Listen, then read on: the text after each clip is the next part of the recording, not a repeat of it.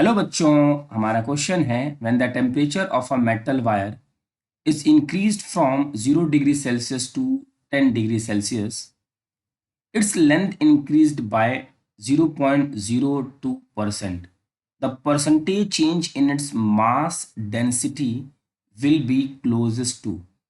तो बच्चों एक मेटल वायर है जिसका टेम्परेचर 0 से 10 डिग्री इंक्रीज किया जा रहा है। मतलब ये है कि उसका जो चेंज इन टेम्परेचर है वो हो जाएगा 10 minus 0। It means delta T is equal to 10 degree Celsius. उसकी जो लेंथ में इंक्रीज हुई है, लेंथ इंक्रीज बाय 0.02%। मीन्स उसकी लेंथ में चेंज हुआ है 0.02%। Percentage change in its mass, तो इसके मास में कितना चेंज आया है, mass density, sorry, mass density में कितना चेंज आया हुआ है। तो बच्चों डेंसिटी का फॉर्मूला होता है mass upon volume. Density is equal to mass upon volume. तो इसको हम एरर वाले मेथड से सॉल्व कर सकते हैं। ध्यान रहे, जब ये वैल्यू परसेंटेज जो है ना 5% से नीचे हो, मीन्स कम हो, उसके आसपास हो, तो हम एरर वाला मेथड यूज करते हैं। तो यहाँ से बच्चों लिखा जा सकता है इसको, density is equal to mass upon volume.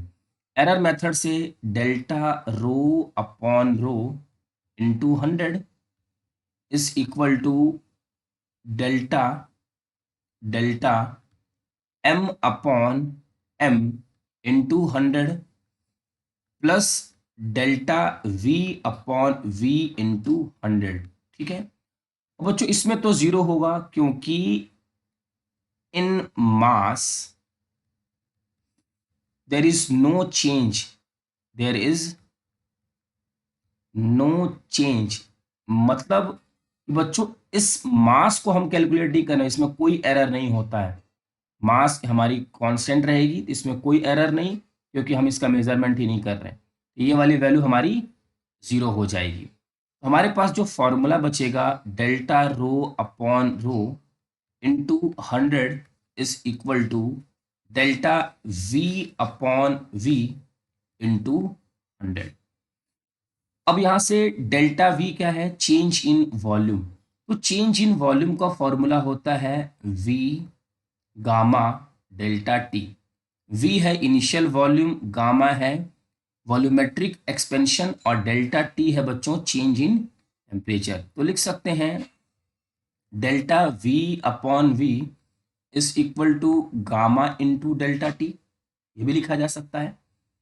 तो delta rho upon rho into 100 is equal to delta V upon V की जगह गामा डेल्टा टी इंटू 100।